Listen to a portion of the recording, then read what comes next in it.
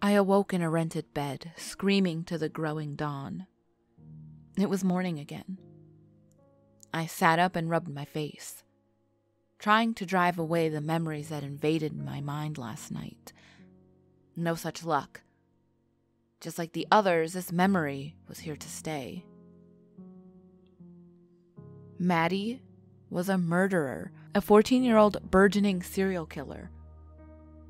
I didn't have all the facts in front of me yet, but as far as I knew, she was grooming me for the same. Her plan failed, thankfully. I still didn't know what happened to her after that night, or why I didn't remember any of this until returning to the town where it all happened. I felt sick. My mind was a jumble of terrible images and unanswerable questions. Eventually, I stumbled down the stairs and into the kitchen to make a pot of coffee I didn't particularly want to drink. My day had to start, eventually, and it was something to do. I measured the water, doiled out the grounds into the filter, and started the machine. A simple procedure that did little to take my mind off things.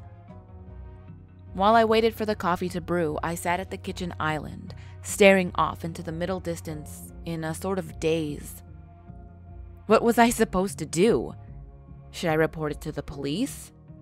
How could I explain what I didn't fully understand myself? Should I just leave? That was an attractive option, except the job that brought me here was incomplete and I didn't handle that sort of failure very well. It was supposed to be a simple, uncomplicated assignment with a generous paycheck at the end. Still, I probably had enough reference photos to finish the job at home. Probably. I wasn't so sure I could stand to look at another barn for the foreseeable future. As the coffee machine gurgled, the cobwebs slowly cleared from my brain, and for the first time, I became aware that something did not seem right in that house. The atmosphere had changed, and for no reason I can quite pinpoint. I began to feel afraid.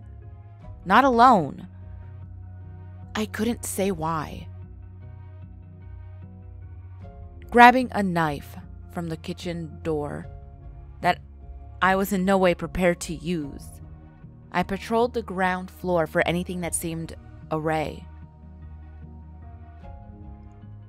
Both doors were locked, and I could detect no sign of a forced entry. The windows were locked as well, and none of them were broken. Nothing was missing. I saw no muddy footprints or a bloody handprint. Nothing sinister at all to report. It was strange. I decided I was just feeling a bit paranoid from the night of bad dreams, and returned to the kitchen for my coffee and a bagel. That's when I saw it. There, on the counter. A newspaper. I kept plenty of them around for light reading and to use as drop cloths, but of course those were all new ones. The newspaper that sat on the counter was yellowish, with age, practically ancient. I glanced down, grimacing. Someone left it here. But why? Having once again forgotten my coffee, I snatched up the paper and scanned it for secrets that it held.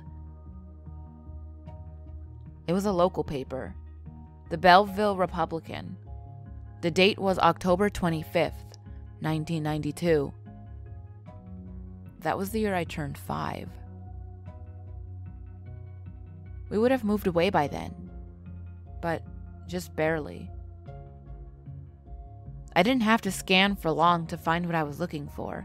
It was the banner headline, and it read as follows: "The Ghoul of Belleville has been caught."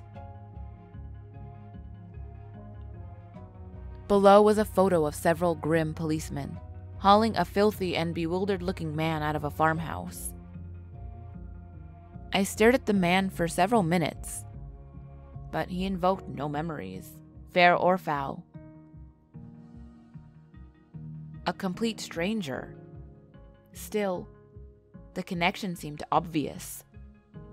I read the attached article. Belleville. Last night, at 7:14 p.m., police apprehended Eric James Gunderson, a derelict. Gunderson had been named as a suspect in connection with the murder of 3 boys, aged 5 to 8. The town was shaken to its core last Thursday after a thorough search of the town of Belleville and the surrounding countryside resulted in police bloodhounds finally locating the body of the 3 youths. All 3 were buried in shallow graves in the dirt floor of an abandoned barn just off Country Road 3356. Adding to the horror and the tragedy was the news that all 3 bodies showed evidence of having been partially consumed post-mortem. All 3 bodies also showed evidence of torture before finally succumbing to their injuries. The so-called Ghoul of Belleville had apparently lured all 3 children to the site, as the murder weapons themselves seemed to be improvised from readily available farming implements. A vocal public outcry quickly followed by concerns of parents and outraged citizens of Belleville, and the surrounding townships demanded police find and apprehend this fiendish murderer before he could kill again. The curfew was hastily initiated, and for the past week, the familiar sight of children playing unattended in the streets and forest seemed to be a thing of the past. Thankfully, an anonymous tip led police to an abandoned farmhouse not far from the site of the murders, where Gunderson had apparently been squatting for an unknown period of time. Found in his effects was a pair of underwear identified as belonging to one of the slain children. Under questioning, Gunderson denied any prior knowledge of the murders and could not account for his possession of the garment. However, a background check on Gunderson revealed, among many charges of public intoxication and vagrancy, a child abuse charge from 15 years prior. The victim, his own son, now estranged and living with his mother in Tucson, Arizona. The Belleville police have issued the following statement, continued on page 6. I opened the paper to find the rest of the article, but this proved unnecessary. The real message, the one I was meant to find, fell out of the paper and onto the floor. I snatched it from the tile and found it addressed simply to Johnny. I unfolded it and read the message within. Dear Johnny, hey kiddo, it's good to see you again, even if you haven't seen me yet. I've missed you all these years, and I wanted you to know I don't blame you for what happened. Let's start fresh. The Ghoul of Belleville. Pretty cool nickname, huh? I don't have one these days. Nicknames are for the careless, and I move around too much for that. But I've been keeping tabs on my baby brother. And when I found out you were coming back to Belleville, I knew I had to come back too. Do you remember everything yet? I know how tirelessly Mom, Dad, and their shrink have worked to erase me from your memory. Fuck them. I think it's time for a reunion of the old club, don't you?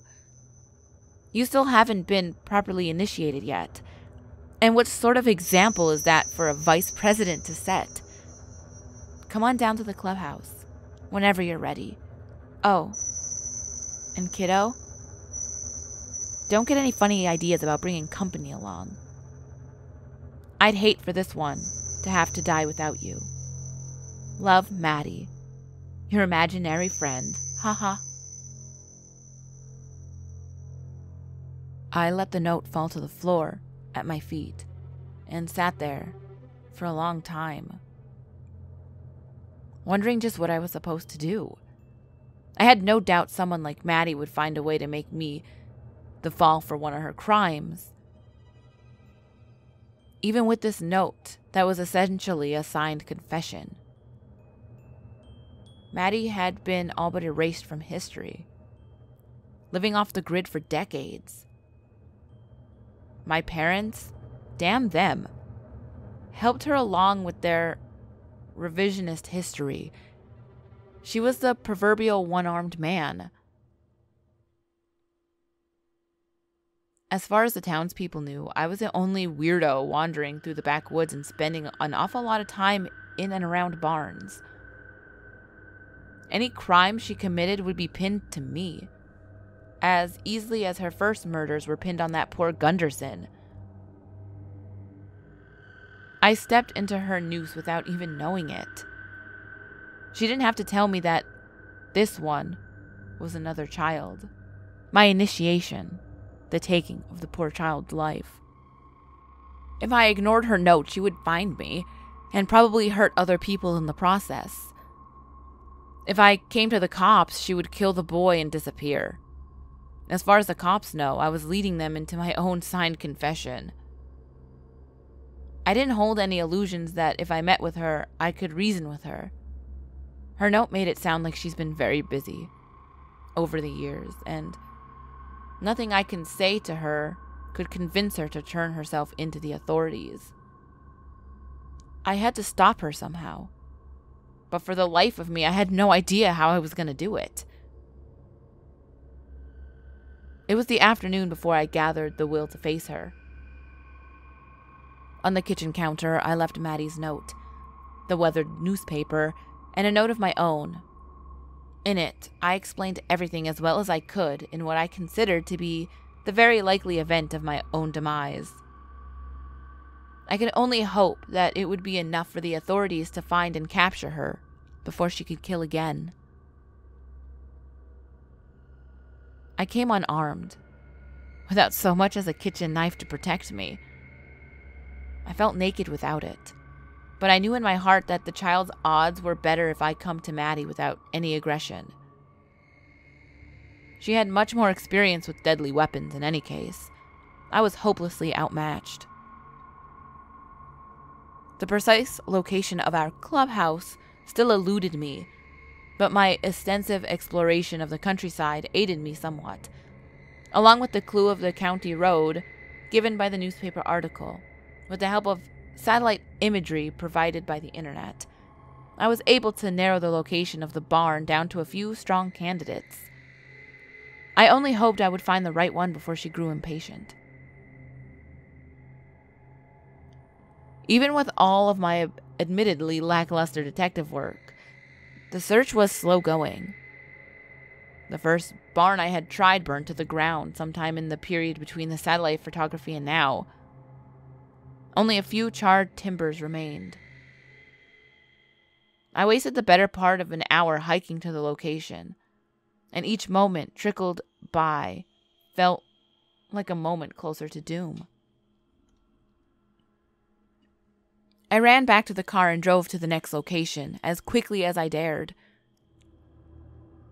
Occasionally, I passed motorists, farmers, and other locals who likely recognized my vehicle. Surely the child was missing by now, and I couldn't afford to attract attention to myself. I glanced at my watch and swore if I didn't find her soon, I would be forced to face her after dark. The idea of Maddie's growing bloodlust was never far from my mind. How long could a creature like her restrain her murderous impulses, her cannibalistic impulses?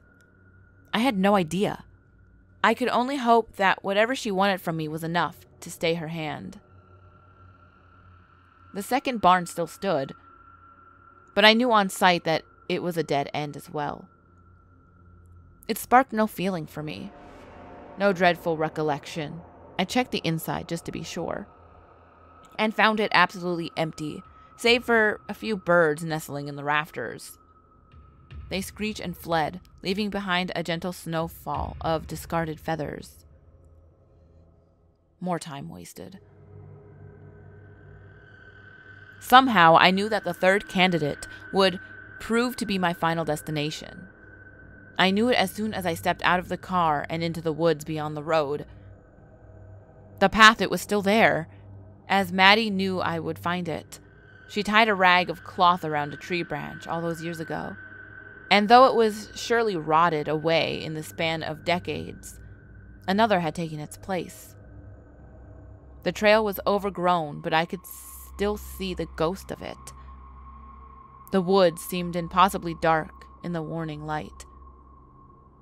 I stepped in, flashlight in hand. As I trudged through the undergrowth, flashes of memories came flooding back to me. I remembered the innocent time when I had not an inkling of Maddie's darker side.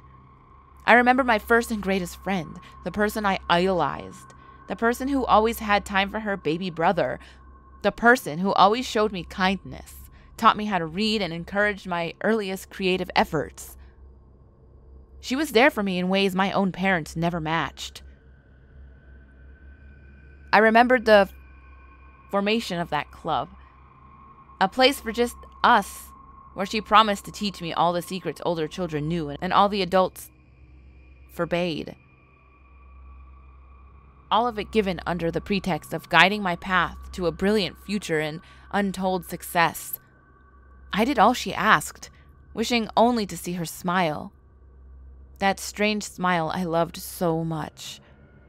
I did as she bade, even when it frightened me.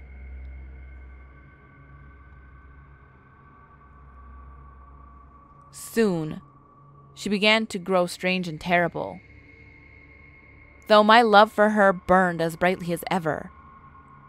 I began to fear her as well. I began to fear her lessons and fear what I understood adulthood to represent. When I finally failed her test, I saw a side of her previously unsuspected. I saw her rage. I saw her seize the head of a squalling lamb and snap it in a terrible roar. The next time I obeyed. The cat.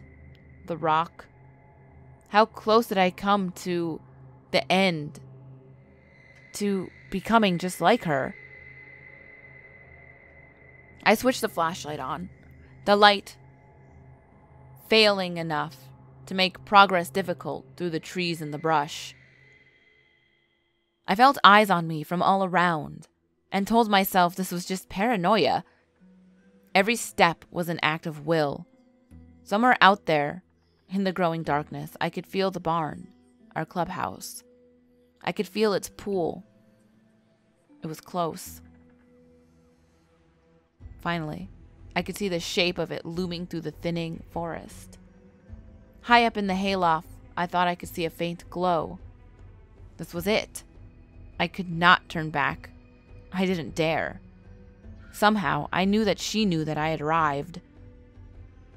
I stepped into the clearing, into the barnyard. The door stood open with a crack, inviting. Muscle memory guided me through the twists and turns of decay. I ignored the paths of dead ends and switchbacks created both by the carefulness of those that left them and the ones created by Maddie herself when she was little. This time was so much easier than my last terrible dream. The panic of that night was replaced by a strange calm, and I had my flashlight to guide me away from the teeth in the traps. "Johnny!" a voice called out of the darkness. I froze, my heart pounding and prickles of fear riding up and down my flesh. It was her. It was Maddie. "I'm so glad you made it. I was starting to worry you wouldn't come. Do you remember everything yet? Well, never mind. I'll help fill in the blanks when you get here. We have plenty of time to talk." I didn't answer. I couldn't. After a time, I forced myself forward again. The flashlight's beam created grotesque shadows of the strange machinery. Ghoulish faces leaped up and lunged at me. Razor claws swiped at my face. I could almost hear the cruel laughter of these phantoms. I tried to ignore them. The real monster lay ahead.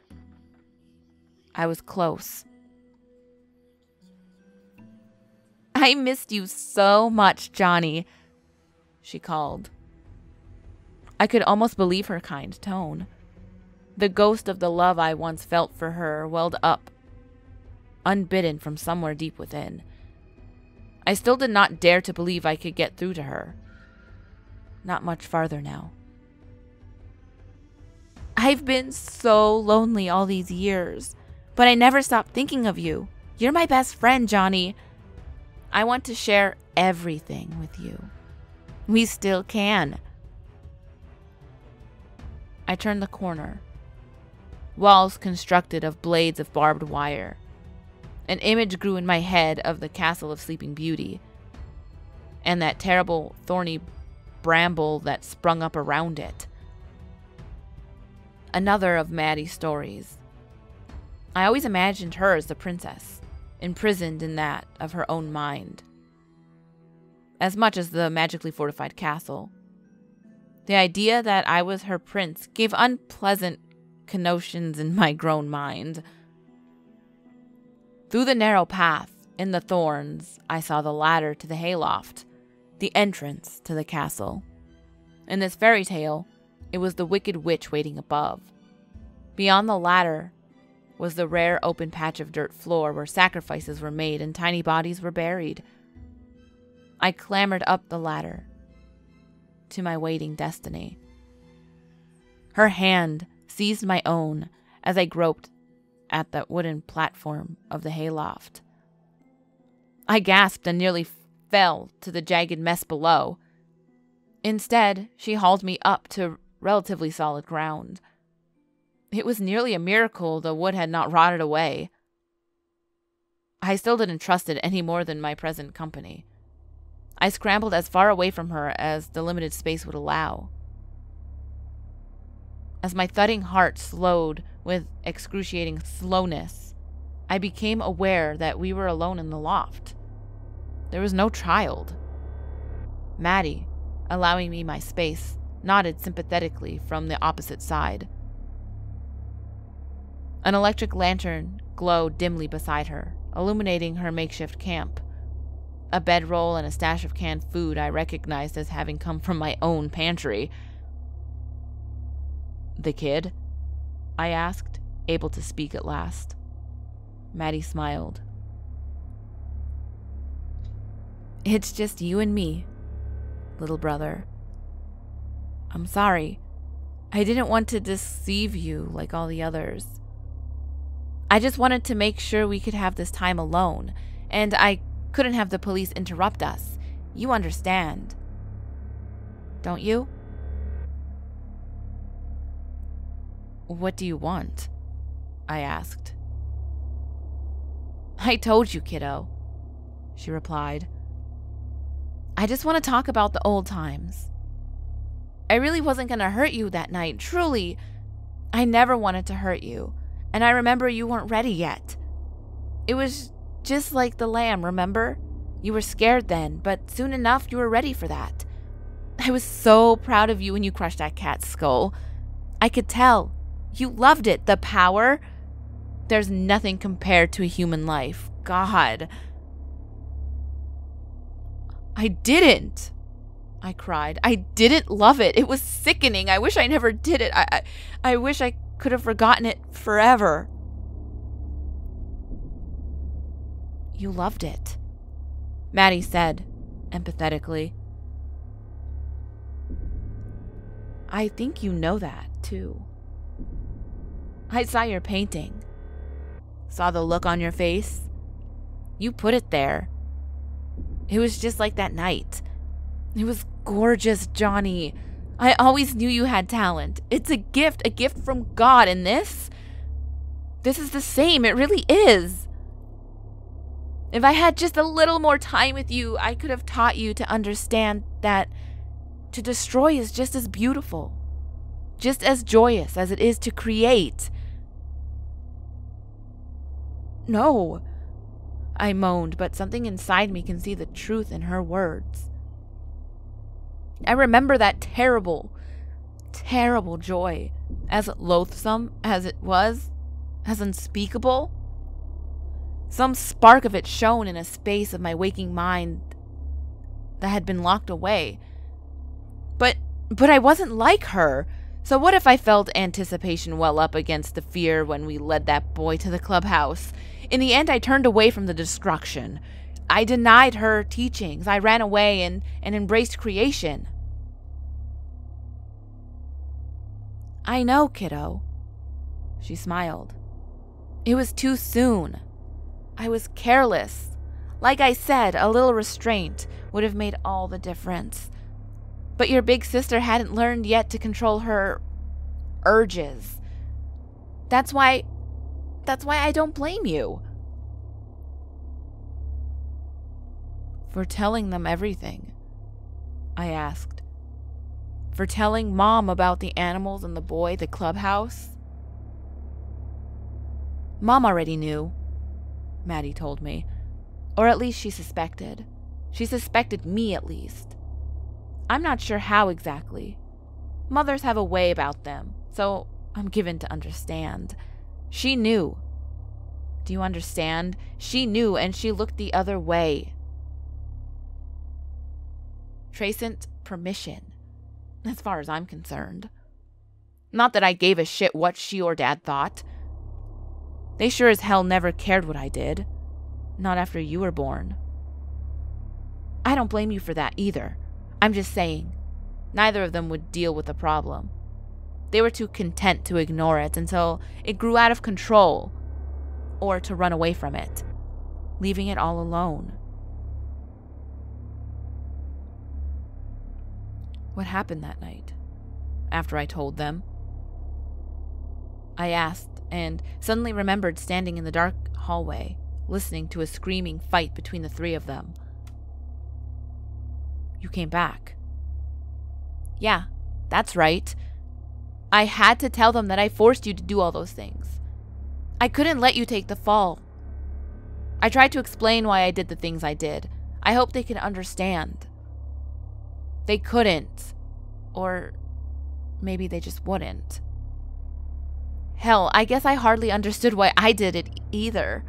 Just that it felt good to do. Like nothing else. Not sex, not drugs, nothing compared. I never even felt alive. Or else I felt like nothing. Nothing compared to this feeling I got when I took a life. And then I tasted the flesh. God. What did they say? I asked. What did they do? What did they do? She repeated. They screamed, they yelled. They gnashed their teeth and quailed at their own poor fortune. They told me I was sick, that I needed help. They wanted me to stop. I would rather die. To stop is to die. I couldn't. So I ran. They didn't even try to stop me. They called the police and reported me as a runaway. When enough time passed and I didn't come back for them, I was declared dead. They took you away as soon as they could. Surely there would have been a record of your death though, right? I asked. I should have found it online. Oh, that's easy.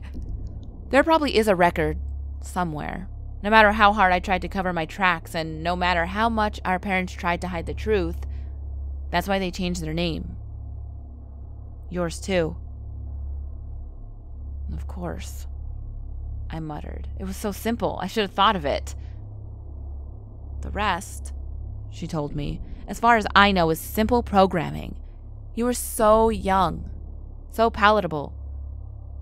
I don't know the particulars of it, of course, but they got some shrink to fill your head with some bullshit. They fucking gaslighted you into thinking I never existed, and that all of those times that we had together were nothing but nightmares and daydreams. They really did a number on you, little brother. God, I wish I had killed them too. I still could. I know where they are. I was dumbstruck, but it all made sense. Even as recently as a few weeks ago, my mother was still up to those tricks. still turning a blind eye. I could hate her for that, but I still didn't want her to die. Maddie, maybe Mom and Dad were not the best parents, but you can't kill them. Please, you've got to stop. You have no right. Maddie just stared back at me, eyes cold and mouth set. My stomach dropped a few floors and my brain pulsed with static. The onset of panic. I knew that look from years ago, from the first test, the lamb. The rage was coming. No right, she bellowed, the tendons in her neck standing in stark relief. For the first time, I noticed a ripple of muscle beneath her skin, like a mixed martial arts fighter. She must have spent years training her body into a machine, every bit as powerful and awesome as the hulks that rusted below us. She advanced on me, and I tried to shrink back into the wall. I suddenly wished that I had brought a gun. No right! Who decides what's right, brother? Was it right for those bastards to turn their back to me, to take you away and fill your head with lies? I'm the only one that's ever told you the truth, and you take their side. She roared and leapt at me. Somehow I rolled away in time, the ancient boards creaking menacingly with the impact. The window gaped open at my back. A short wall, the only thing separating me from hanging out into the open air. Stop! Maddie, please, I begged. Stop! We can talk about this. It's too late, kiddo, she said, stalking toward me. Again, I tried to scramble away, but there was no way to go. I wanted to talk, but you turned on me. Just like the others, you son of a bitch. In a fluid motion, she leapt at me again, drawing a knife from the sheath on her hip. I wasn't fast enough this time, and the blade drew blood from my left arm. Searing pain. The bloodied knife shone blankly in the moonlight. The impact shook the rotted boards again. They felt terribly close to collapse. I sprang away, but she was ready. I begged her again and again to stop, but the sight of my blood only intensified her fury. She swiped the blade back and forth as I backpedaled and sidestepped desperately and within limited success. I was bleeding now from several wounds on my chest and arms. Some were shallow and some felt horribly deep. I was gonna die. Finally, sick of her cat and mouse game, Maddie charged at me and tackled me to the ground. She rose that gory knife high to deliver a killing blow when the floorboards finally gave way. It felt like we fell forever. I fell badly on my arm and felt it snap, and I screamed with pain that I never before suspected. Somewhere, though, this agonizing haze, I could hear Maddie scream as well. I looked. I saw her bleeding from wounds of her own. Nails and shards of wood pierced her side where she landed. Not mortal wounds, but it was more than enough to keep her busy for a minute. I gritted my teeth and prepared to move. To escape. I half crawled, half lurched to the bramble forest, bleeding in 1,000 places. I held my shattered arm with the one still whole, and forced all my energy to not black out. One step. Another. Another. A hand seized my foot, and a banshee shriek from somewhere behind me. I fell to the ground, trying and flailing to protect my arm. Blackness crowded my vision. I was gonna die. Nuh-uh, kiddo. We're not done here yet. The Minotaur snarled. Her eyes shone in the failing light of the lantern, which landed somewhere nearby. Something else shone. I wasn't sure what. The blackness was crowding in too deep. It was close. I reached.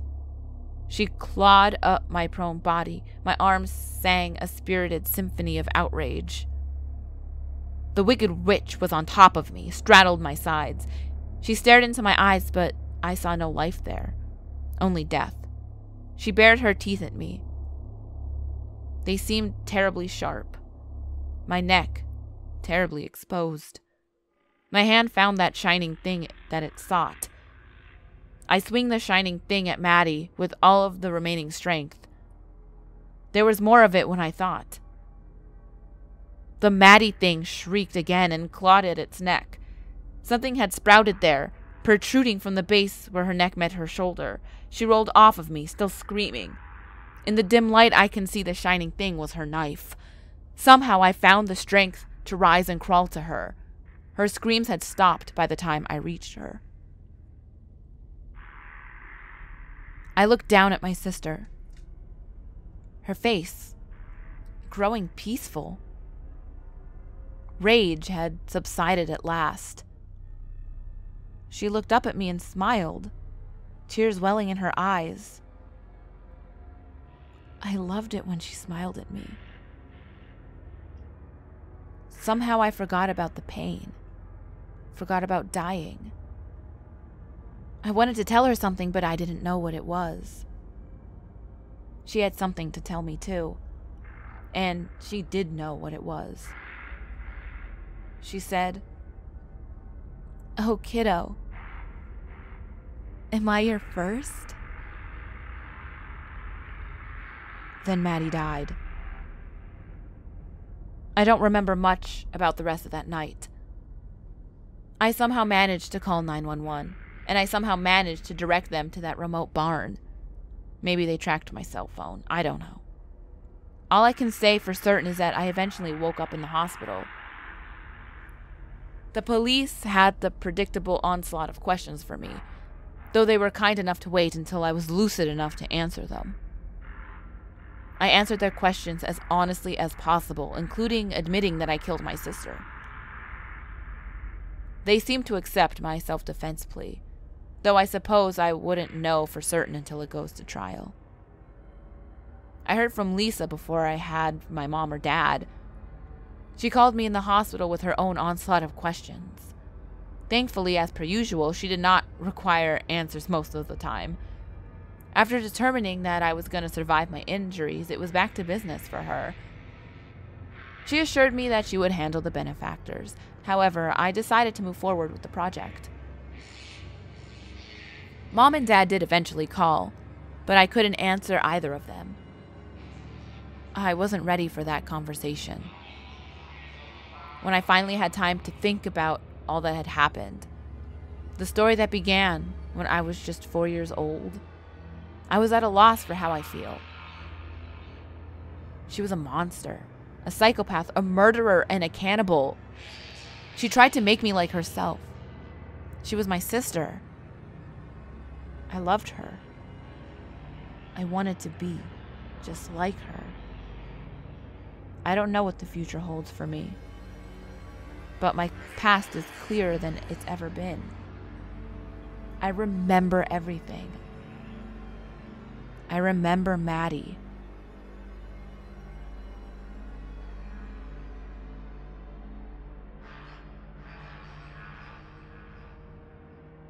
Alas, the end comes to the Who is Maddie series. It was amazing. I loved it. The ending was amazing. And I look forward to reading and narrating more stories from this author. He is just plain amazing. I love it so much. His writing is so good. Like, the grammar is spot on. He puts like a good amount of character development and like enough for you to actually start caring for the characters, which I like. It's not rushed. It's just amazing. And I hope you ghouls enjoyed this series as well and as much as I did. But as always, ghouls, the last video will be on the top left. The next video will be on the bottom left. All my social medias are on the screen as well as in the description box below. And remember, there's always someone or something watching you.